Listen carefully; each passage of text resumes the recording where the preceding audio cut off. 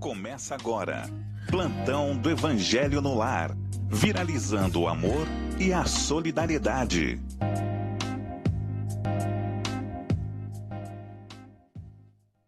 Boa tarde. Olá, muito obrigado pela sua audiência aqui na nossa rede Boa Nova de Rádio. Também quem já está conosco pela TV Mundo Maior. Estamos iniciando a semana, uma ótima semana para você, hein? Segundona. Estamos começando o nosso plantão do Evangelho no Lar, que tem 3 horários, às 7 horas, às 12 e às 18.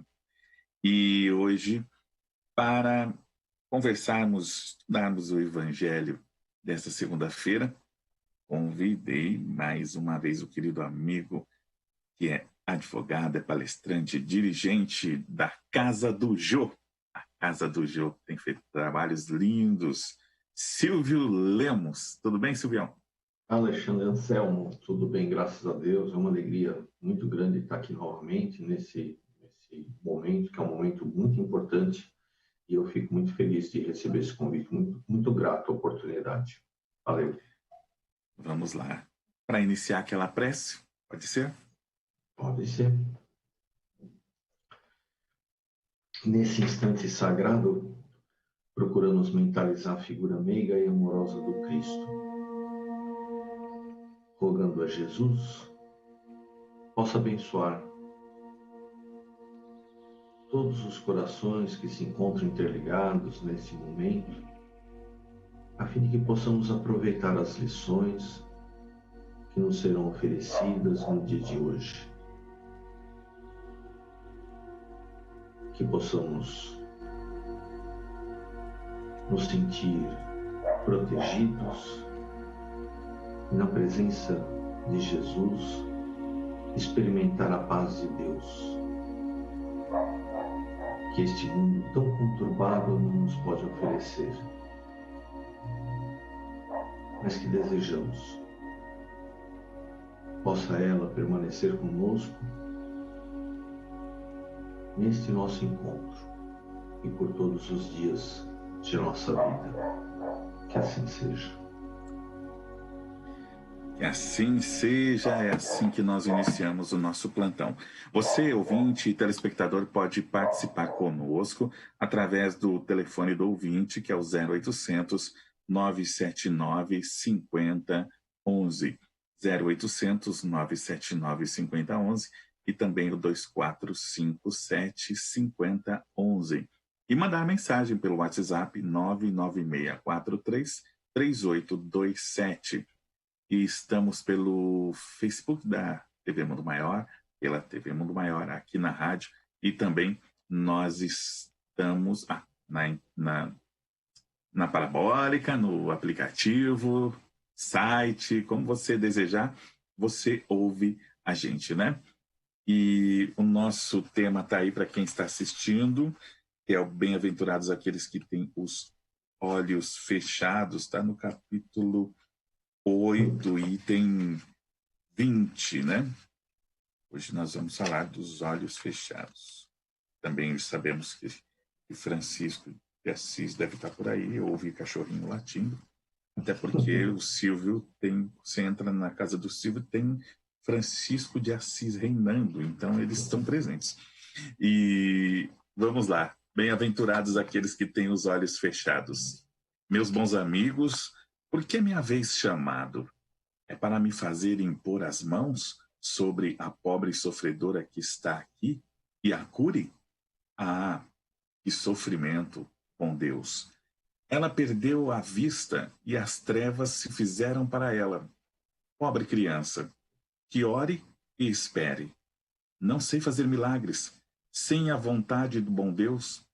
E todas as curas que pude obter e que vos foram assinaladas, não as atribuais, senão àquele que é o nosso Pai em tudo. Lembrando que esse capítulo aqui, esse trecho, tem o Cura d'Ars Vianney, de Paris, 1863. E o Evangelho sempre muito atual. E aí, Silvio Luiz Lemos, as curas, né? Eu sei que no Jô tem um trabalho bem bacana de atendimento, de cura, né? As curas.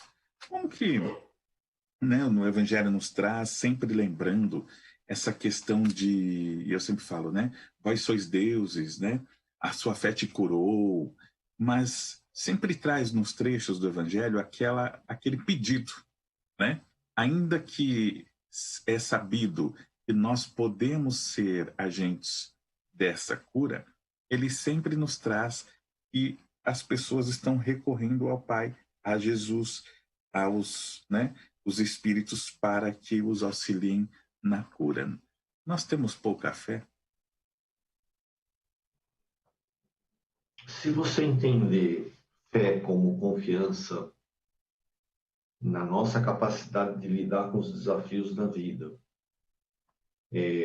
na falta de confiança na nossa capacidade de realização e na nossa falta de confiança em Deus, né, na crença dessa relação de cada um de nós com o Criador, penso que sim, né? Principalmente nos momentos mais difíceis da nossa jornada, que falta essa confiança balança. Né? Esse é como se fosse esses momentos de testemunho, eles muitas vezes eles ocorrem ou não ocorrem, né? Porque estamos desconectados dessa realidade, né? Nós passamos por tudo aquilo que nós precisamos passar e somos capazes de passar. Se não houver essas condições, se não for preciso e se você não for capaz de lidar com aquilo, aquilo não acontece. Né? Porque tudo aquilo que acontece, acontece segundo a vontade de Deus. É curiosa essa mensagem, é muito bonita, né? Essa manifestação do cura de Armas. Né? Ele é muito bonita porque ele é evocado para curar uma menina que estava na reunião, uma criança que estava na reunião que tinha perdido a vista. E é evidente que o nosso coração ele se sensibiliza com as dores humanas. Se a gente olhar no mundo, né, nós vivemos em um permanente cenário de dificuldades, de dores, de limitações das mais diversas formas, né, naturezas. Então, é evidente que isso nos sensibiliza. Então, até o próprio cura de Armas, né, o espírito, ele pergunta: por que vocês me invocaram para curar essa menina? E ele reconhece: olha, quanto sofrimento. Porque os espíritos, eles reconhecem isso, eles não são alheios. Quando eles dizem assim: olha, vocês precisam ter confiança, vocês precisam passar por isso, eles não estão dizendo para nós que isso é fácil. Né? Eles estão dizendo que é assim, que muitas vezes nós temos de nos resignar e entender o que a vida está querendo nos ensinar, ou, mais do que isso, entender o que a vida está nos propondo. Qual é a proposta? Né? Que esse cenário reencarnatório, que essas características no meu corpo físico, que essa família, ou seja, tudo aquilo que compõe, né, a nossa passagem aqui pela Terra significa. Qual é o significado disso tudo?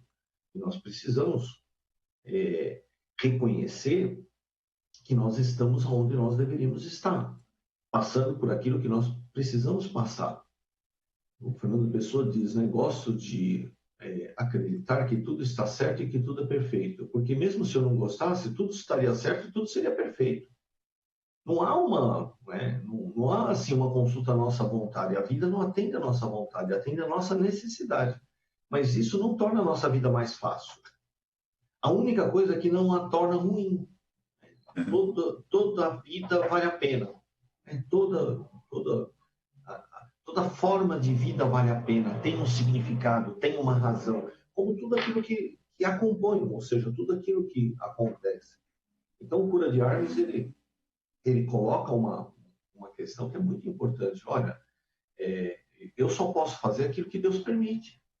Então, não adianta que eu queira curá-la. Eu reconheço o sofrimento da criança, mas eu só posso fazer aquilo que Deus permite que eu faça. E mais adiante na mensagem ele diz assim: eu vou fazer o que eu puder fazer. Então os espíritos podem fazer o que é permitido fazer segundo as leis de Deus. E eu até anotei algumas coisas aqui, Alexandre, se me permite colocar o óculos, que eu não estou enxergando mais sem óculos. Né? Compreendo. as, a justiça de Deus Eu já uso faz tempo. no campo da necessidade, da retribuição e do tempo. Ok, eu estava pensando sobre o texto enquanto eu estava lendo, e eu anotei isso porque eu achei importante a gente lembrar, né? Você passa pelo que você precisa, a vida não te dá nada de graça, ela é retribuição, ela devolve para você aquilo que você dá a ela, e o tempo nosso é um tempo muito imediatista, muito ansioso. As coisas ocorrem no tempo de Deus. Então, a doença, ela é parte do processo de cura. Quando é que a cura vai chegar? No tempo de Deus. Então, muitas vezes, você está a caminho da cura.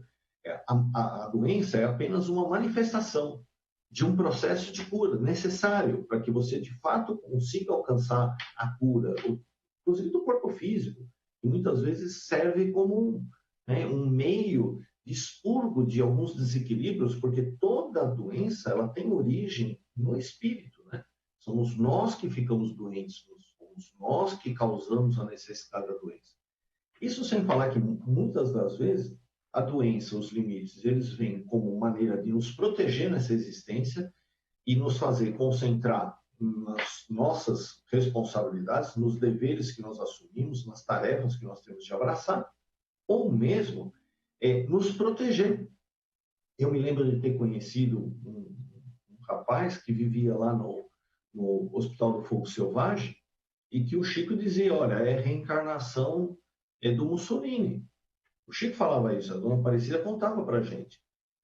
Mas o que ele está fazendo aí? Ele está castigo, né? Ele está assim por quê? Porque ele tinha limites, né? O Chico dizia, não, ele está protegido, ele está escondido. E ele não tem condições de manifestar a inteligência dele, a capacidade de retórica. Então, isso impede que, pelo menos por um tempo, ele consiga, né, aumentar o débito dele junto à providência divina. Então, isso é uma bênção para ele. Ele está cuidado, ele está protegido. A Casa de André Luiz, quantas crianças que devem estar lá passando por situações de extrema dificuldade, mas, na verdade, por misericórdia divina, estão naquela situação de saúde tão difícil, tão delicada, né?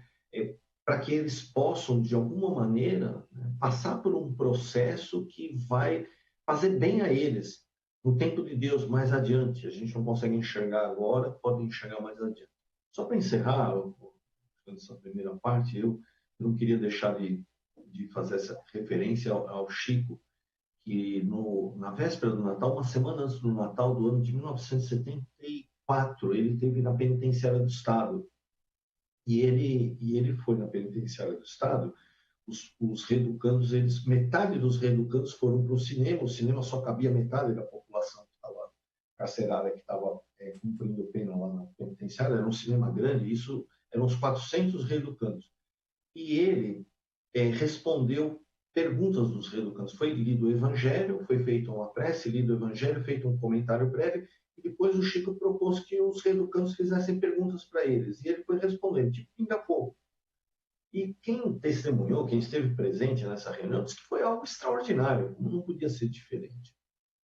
E lá pelas tantas, um preso se levanta no meio do cinema e diz assim, Sr. Chico Xavier, a justiça de Deus e a justiça dos homens, elas são iguais? O Chico disse, não, meu filho, a justiça de Deus e a justiça dos homens, elas são diferentes. E aí ele diz assim, e como é a justiça de Deus? O Chico abaixou a cabeça, ficou em silêncio por alguns instantes, depois ele ergueu de novo os olhos e ficou olhando para os reeducandos, porque ele sabia que a resposta que ele ia dar era muito importante. E foi uma das respostas mais belas que eu já vi do Chico. O Chico disse assim, não sei. Não sei. Como é que a gente vai penetrar nos desígnios de Deus? Como é que a gente vai entender, né, a vontade de Deus? Se ela se manifesta, né, no voo de uma borboleta, numa folha, numa flor que desabrocha, num canto de um pássaro, num amanhecer, no vento. Como que a gente vai querer entender? No Livro dos Espíritos tem uma parte, né? Querer entender Deus mais do que nos é permitido é colocar o oceano dentro de uma concha. Verdade. Então, não aceitar determinadas circunstâncias não significa que desejar mudá-las não seja correto, mas enquanto você está desejando mudar, você precisa muito questionar quais são as suas razões, por que você quer isso, né? E muitas pessoas querem se livrar da doença só para se livrar da dor. E muito provavelmente a doença não veio como um castigo, porque se fosse, se livrar da dor seria o suficiente. Tem de ter alguma coisa a mais, né? Tem de ter alguma coisa a mais. Eu conheci, eu lembro desse rapaz lá do Hospital do Fogo Selvagem, né? Desde as primeiras vezes, da primeira vez que eu estive lá, que foi lá para 1997, eu recordo dele. E realmente eles comentavam sobre ele, né? Ele era agitado, tal. Eu lembro, né, aliás, tantos trabalhadores queridos naquela casa até hoje, continuando o Lar da Caridade, o antigo Hospital do Fogo Selvagem, que agora está cuidando mais das pessoas com câncer, mas ainda tratando das pessoas também com o pênfigo, que é o Fogo Selvagem. No nosso Facebook tem aqui a Terezinha Rodrigues, querida aqui do Jardim da Saúde, vizinha, amiga. Também tem a Aline Moraes, aliás, a Aline Moura, que diz: boa tarde, amigos, muita luz nesta semana, que seja abençoada pelo Mestre Jesus. Tem a Rogéria Costa de Várzea Alegre, no Ceará, chuvas de bênçãos. Da Vila Carrão, a Elaine Stroider, bem conosco. Luiz Eugênio Lico, de Itu, no interior de São Paulo. O Antônio Amâncio, William Nobre, Newton Domingues, pessoal bem forte abraço, meus irmãos. O Antônio Amâncio, ele diz o seguinte: não apenas a doença, mas todo sofrimento é a denúncia de que algo está errado e precisa ser corrigido. Aquele que nos persegue é o médico que nos ajuda a extirpar a doença. Dessa forma, a criminalidade é o lado doente da sociedade. Também Hortência Regina, Cida Leite, Judite Paiva. Já eu falo mais das participações.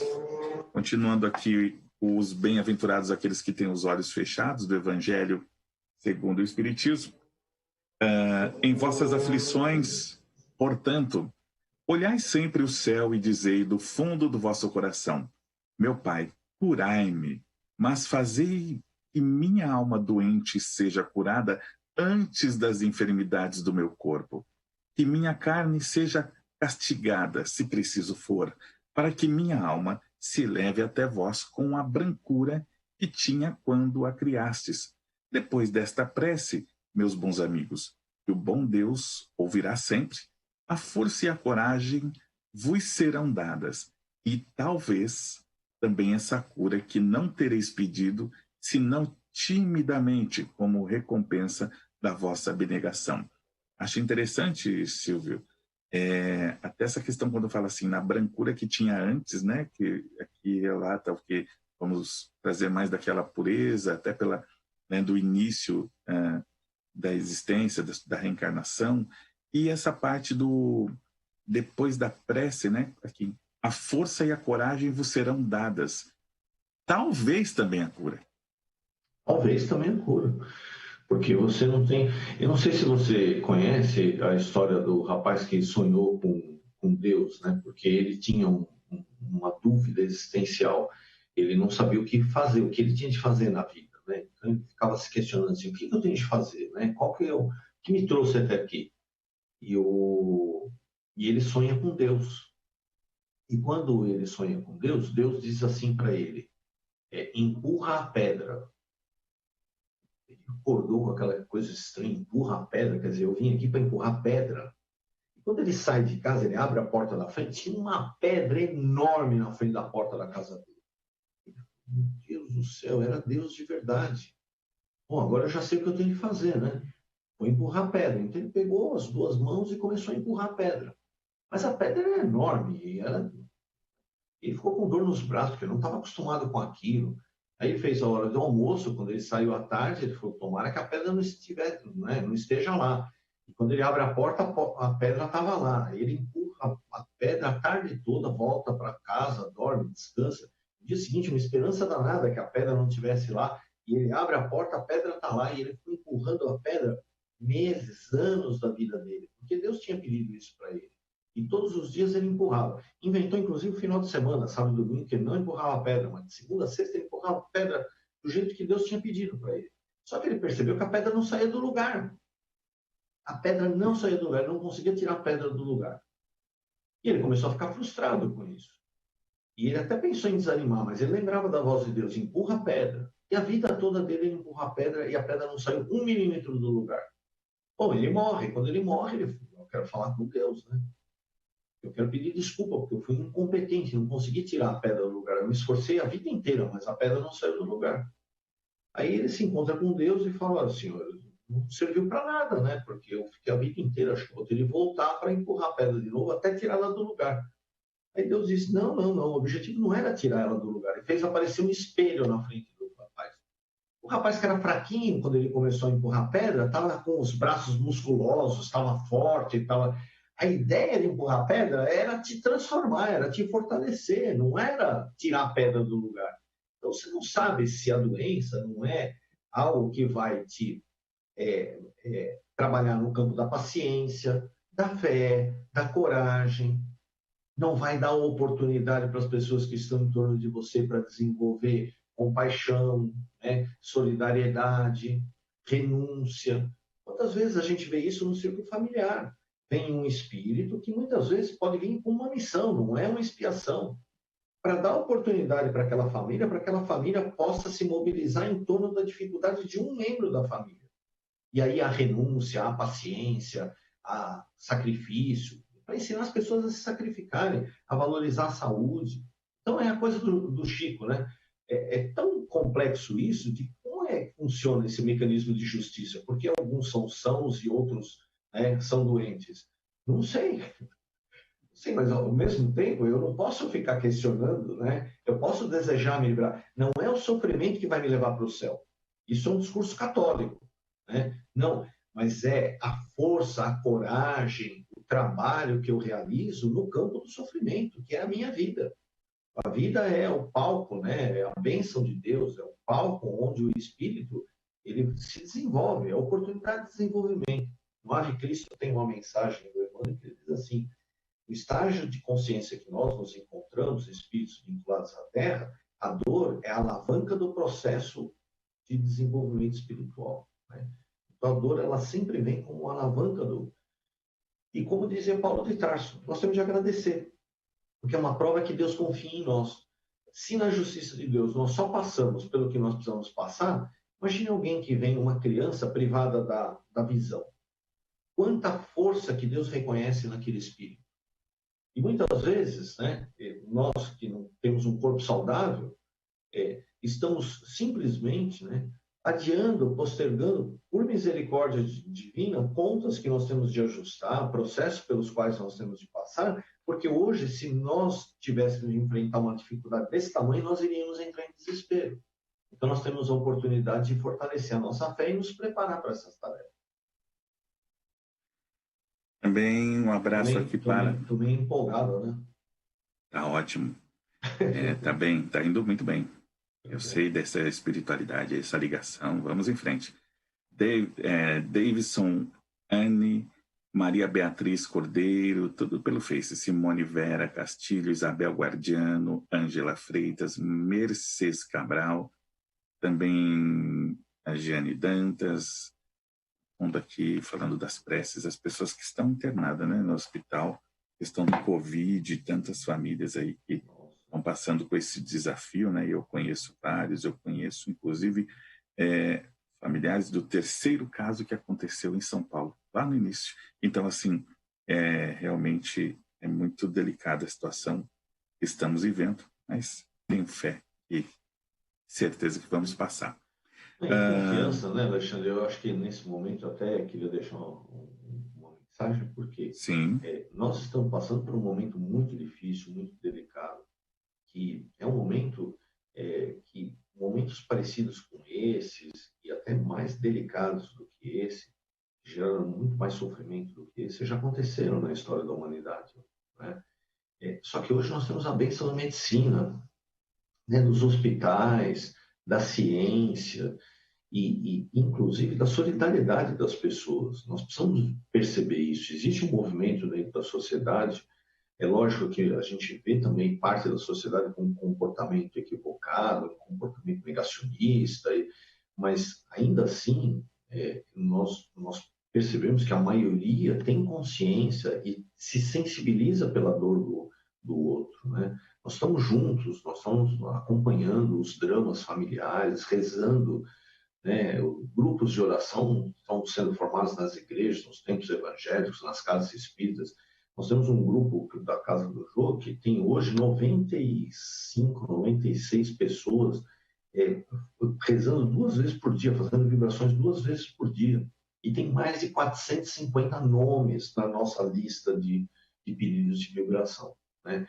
Então, todo esse movimento, ele é também de aprendizado, de crescimento espiritual. A gente tem que entender que a dor coletiva, ela é muito parecida, segue as mesmas regras das dores individuais, né? Tem um karma, tem um propósito, tem uma razão, e as escolhas que nós fazemos durante esse processo, a maneira como a gente enfrenta, vai determinar como as coisas vão ser mais para frente. Porque das experiências humanas, todas elas são cíclicas e tudo passa, né? Tudo vai se renovar aqui na Terra. E no nosso Evangelho segundo o Espiritismo, continuando o bem-aventurados aqueles que têm os olhos fechados, mas uma vez que eu estou aqui, numa assembleia onde se trata, antes de tudo, de estudos, eu vos direi que aqueles que estão privados da vista deveriam se considerar como os bem-aventurados da expiação. Lembrai-vos de que o Cristo disse que seria preciso arrancar vosso olho se ele fosse mau, e que valeria mais que ele fosse lançado ao fogo do que ser causa de vossa perdição. Há quantos há sobre a vossa terra que maldirão um dia nas trevas terem visto a luz. Ó sim, são felizes estes que na expiação são atingidos na vista. Seu olho não será motivo de escândalo e de queda. Podem viver inteiramente a vida das almas, podem ver mais que vós que vedes claro. Quando Deus me permite ir abrir as pálpebras de alguns desses pobres sofredores e devolver-lhes a luz, digo a mim mesmo, alma querida, por que não conheces todas as delícias do Espírito que vive de contemplação e de amor? Contemplação de amor. Mais uma vez eu me recordo da conversa da Abigail com Saulo, né? Esvazia a tua mente dos pensamentos do mundo. Esvazia a tua mente dos pensamentos do mundo. Depois de teres esgotado até a última gota do vinagre dos enganos terrestres, Jesus preencherá o teu espírito com as claridades imortais. Nós somos cercados, né, de uma realidade que na verdade traz uma série de armadilhas, né, que elas podem nos induzir a um engano, a um equívoco, a um erro, no sentido de dar valor a coisas que não têm valor e negligenciar coisas que são essenciais. O que o Espírito quer nos dizer, o cura de Armas, ele quer dizer, aquele que está privado da visão, ele tem oportunidade de se voltar, né, para uma outra realidade, né, para o mundo interior, e ter uma experiência muito mais de natureza espiritual. Jesus fala no Evangelho: se seus olhos forem bons, você verá as coisas boas; se seus olhos forem maus, você verá as coisas más. Então, quem sabe, né, a perda da visão não se reveste de uma oportunidade para que você se proteja dessas ilusões humanas, né? Para que você tenha mais atenção com esses aspectos relacionados à vida espiritual, porque é uma necessidade que você traz a essa existência. E aí, como nós comentamos no início, né, é uma bênção no sentido de uma oportunidade de te proteger, né, porque você precisa desse momento de interiorização. Sabe o que me lembra? o caminho de Damasco, quando ele, né, fica cego. A primeira coisa que acontece com ele, quando ele é verdade, bem lembrado, a primeira coisa que acontece com Saulo, quando ele se torna cristão, ele fica cego. A primeira coisa. E ele fica cego durante 3 dias, salvo engano, e quem restitui a visão dele é Ananias. E Ananias, quando restitui a visão de Saulo, ele diz assim: eu vos concedo a visão para que possas agora enxergar o mundo de uma maneira diferente. Porque durante aquele período ele ficou pensando, né, em todas as coisas, em como é que as coisas estavam andando. E na verdade, Saulo estava num momento de... Ele estava destrambelhado, né? Ele estava destrambelhado. Ele estava... o impacto da execução de Estevão e a morte de Abigail, o impacto causado por essas duas experiências em Saulo foi muito violento. E Saulo perdeu o rumo. E Saulo não era um espírito imaturo, não era um espírito propenso ao mal, não, mas ele se perdeu. Ele se perdeu nas coisas do mundo, né? Na vaidade que o mundo insuflou nele mesmo. E isso fez com que ele chegasse à beira de perder tudo isso. E nesse momento Jesus aparece para ele. E ele passa por um processo muito delicado. Né? Ele ia atrás de Ananias, aliás, ele ia... Ele ia para matar Ananias. Matar Ananias, né? E é quem ele restitui a visão.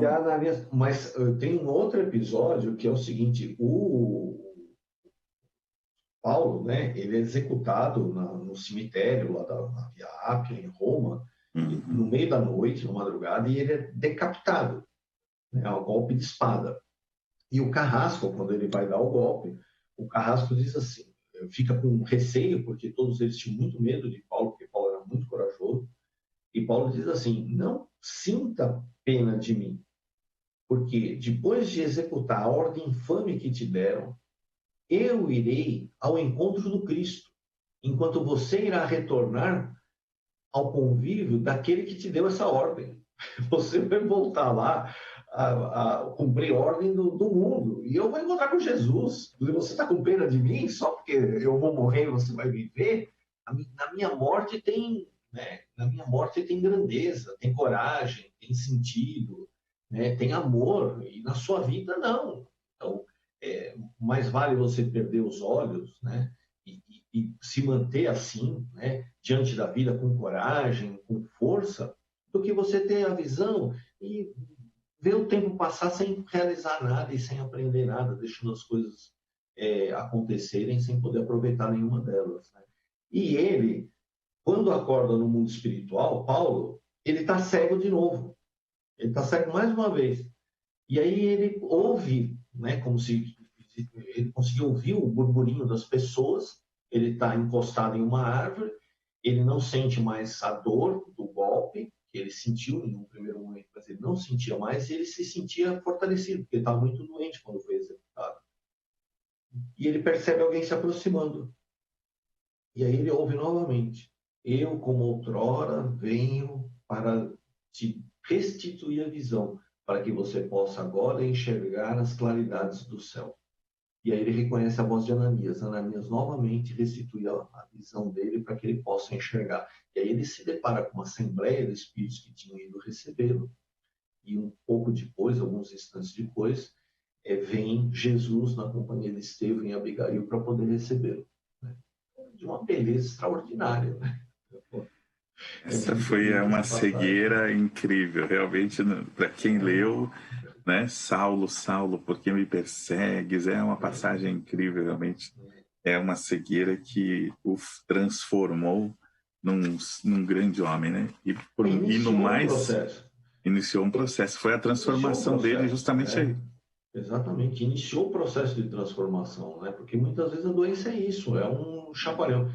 Antes de terminar, vou te contar a história a história de um amigo que infartou. E ele teve que fazer uma cirurgia logo na sequência, foi uma situação séria. E depois de uns 15 dias eu fui visitá-lo no hospital. E eu fiquei sozinho com ele no quarto e ele falou: poxa, Silvio, eu queria né, te dizer um negócio, eu fiquei com muito medo de morrer.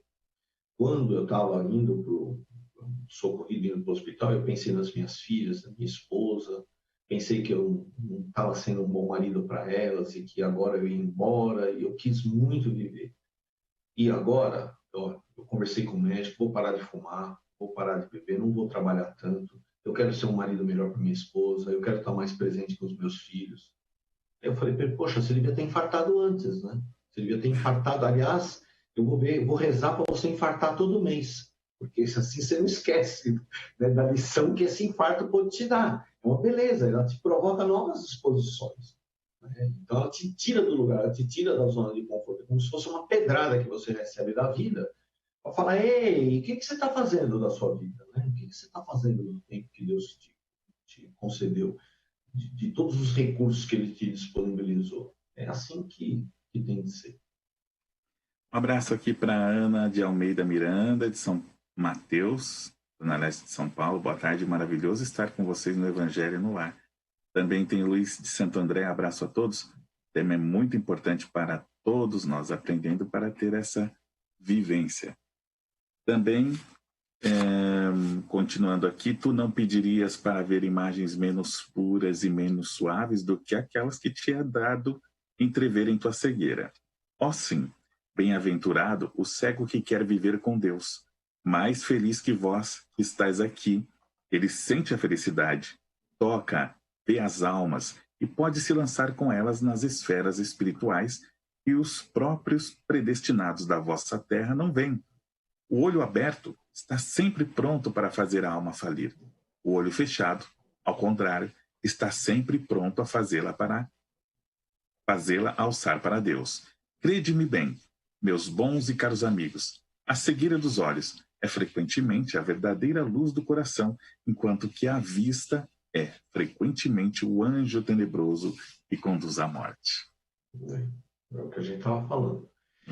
E assim, muitas vezes ele está falando agora para o grupo de estudo, ele não está falando mais para a criança, né? Ele está falando para o grupo de estudo. Então, fala, olha, por que você acha que a doença é ruim? Né?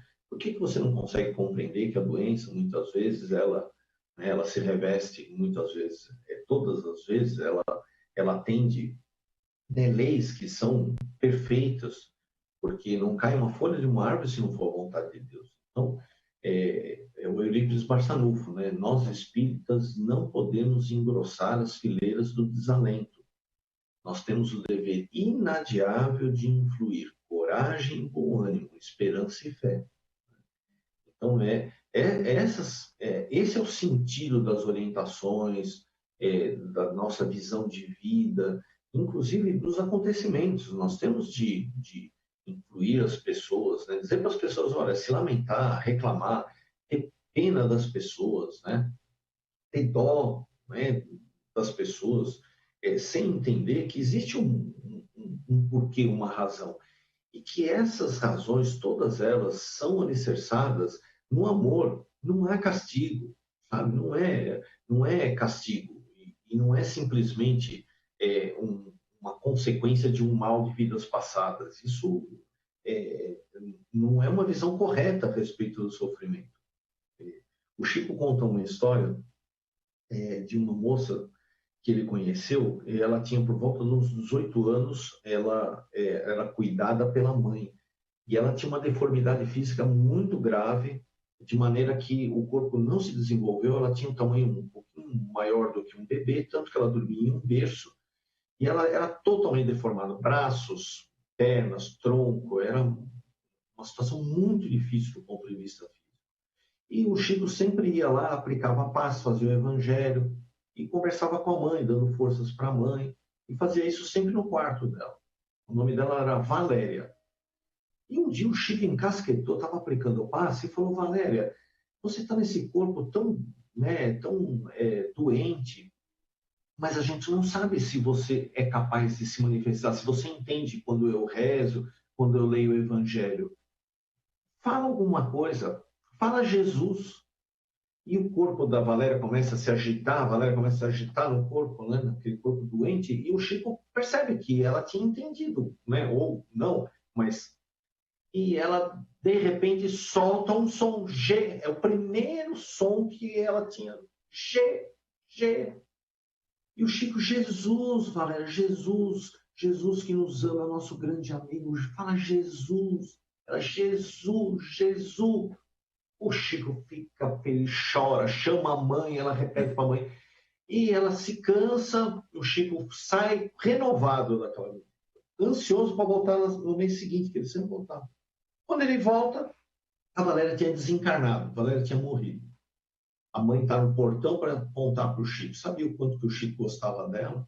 Ele fala, Chico, a nossa Valéria nos deixou. Uma semana depois da sua última visita, ela foi embora. Ela partiu, ela teve um agravamento do quadro dela e ela partiu. O Chico ficou muito triste, chorou junto com a mãe, choraram abraçados. Passou. Isso aí é Pedro Leopoldo, lá na periferia de Pedro Leopoldo. Passa, o Chico vai para Uberaba, passa o tempo, lá pelas tantas, o Chico infarta pela primeira vez. E foi sério o negócio, ele foi internado, ficou no UTI com recomendação médica para não receber visita. Só que os espíritos vinham visitá-lo. O Emmanuel ficava organizando, então vinham os espíritos, o Chico conversava com eles um pouquinho, mas se recuperando do infarto, não podendo ter nenhuma emoção forte. Ok. Na segunda noite, o Chico, ao se despedir do Emmanuel, disse para o Emmanuel assim, Emmanuel, uma semana antes de eu infartar, veio o espírito de uma moça envolvida em luz, muito bonita, e ela me aplicava passes no coração. Eu não sabia por que aquilo estava acontecendo. Eu também não pude falar com ela, porque quando ela chegava, eu ficava mudo. Eu percebia que ela não me permitia falar. E eu me acostumei com isso, ficou durante 7 dias. No final do 7º dia, eu infartei. Então, eu sei que ela estava me preparando para o infarto. Ela veio para me salvar. E eu queria agradecer a ela. E o Emmanuel diz, olha, ela é um espírito que não está aqui, ela está no mundo espiritual. É muito difícil ela vir na cruz. Ela veio aqui porque ela gosta muito de você. Mas o Chico falou, mas eu não conheço, irmão, eu queria agradecer. Eu vou mandar o seu recado. Como ela gosta muito de você, é capaz dela vir. Na terceira noite, todo mundo se despediu, o Emmanuel falou, ela vai vir te visitar. E o Chico, então, ficou ansioso, esperando. Era um espírito de luz, né? Ela chegava no quarto do Chico, tudo ficava iluminado. E ele sentia um perfume, e ela era muito bonita, mas muito bonita. E aí ela apareceu. O Chico ficou emocionado, não conseguia falar. Mas lá pelas tantas ele consegue se controlar, até porque ele tinha acabado de infartar. Mas ele se emocionava na presença dela, era uma santa, né? E o Chico diz, olha, desculpa de ter pedido para você vir aqui, mas eu queria te agradecer, porque sei que você salvou a minha vida, mas eu não pude te agradecer. Aí ela sorriu para o Chico e disse, não, Chico, você me conhece. Eu vou dizer uma palavra e você vai lembrar de mim. Jesus. Aí o Chico falou, era a Valéria que estava naquele corpo doente para se preparar para uma outra encarnação que ela teria, que seria uma encarnação que precisaria que ela tivesse muita força e muita coragem.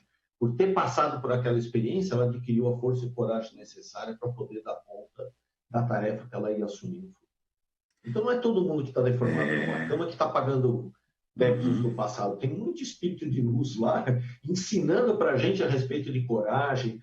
E lá na casa André Luiz, a gente conheceu tantos deles, né, Alexandre? A gente conheceu tantos. Muitos mesmo. Nos ensinavam muito a respeito de força e de coragem. Nossos queridos assistidos das casas André Luiz. Silvio, só nos resta fazer aquela oração final, por favor.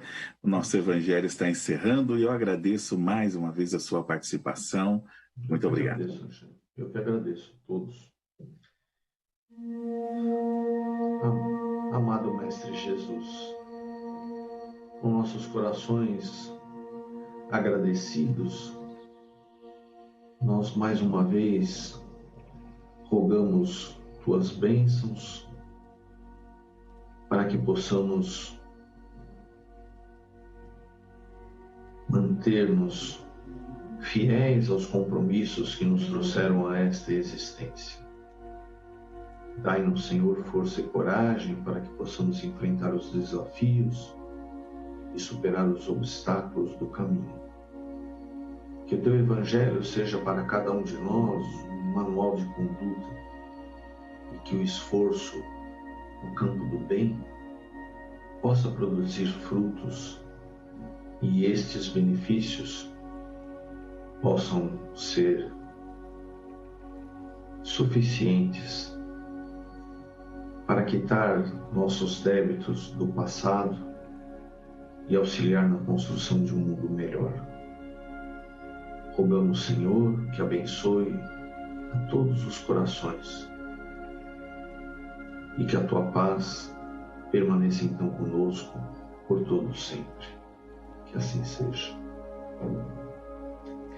Que assim seja. Obrigado, Silvio Lemos. Obrigado a todos vocês que acompanharam aqui o Plantão do Evangelho no Lar, que terá novamente às 18 horas. Vamos em frente, que tem a nossa programação com muitos programas feitos com muito carinho para você. Obrigado. Até a próxima. A paz.